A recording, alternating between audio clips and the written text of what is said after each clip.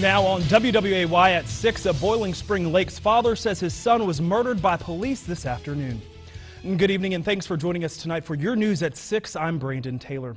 Mark Wilsey says he called police when his 18-year-old son, 90 pounds, had a screwdriver and would not let go of it. But Wilsey says he never expected calling for help would end with his son being shot and killed by someone sworn to serve and protect. WWAY's Alyssa Rosenberg joins us with more in the lead at 6. Alyssa. Brandon, Wilsey says his son, Keith Vidal, had schizophrenia and was having an episode this afternoon. He says his son had about a 6-inch screwdriver and was threatening to fight his mother, so they called police to calm him down. Wilsey says everything was under control until a third officer arrived and the situation took a turn for the worse. Murder.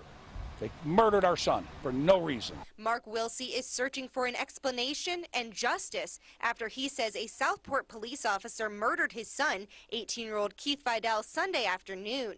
Wilsey says he and his wife called police to their home on the 1100 block of President's Drive in Boiling Spring Lakes when their mentally ill son refused to let go of a screwdriver.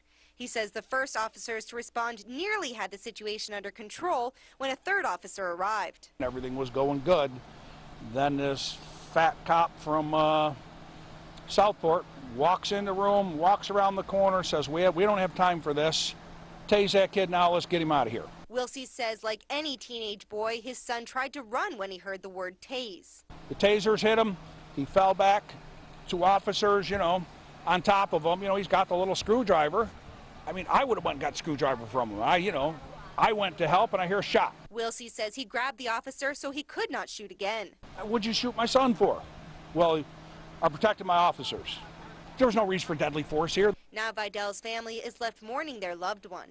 It's hard to talk about, but he just wanted to keep to himself, but he really was. He just an outgoing kid, loved to do stuff. He was talking about coming and pressure washing, working with me in the summertime. Vidal's brother says he was enrolled in online classes and trying to better himself, but now he says that has been taken from him. The kid's 18. He hadn't even started his life yet.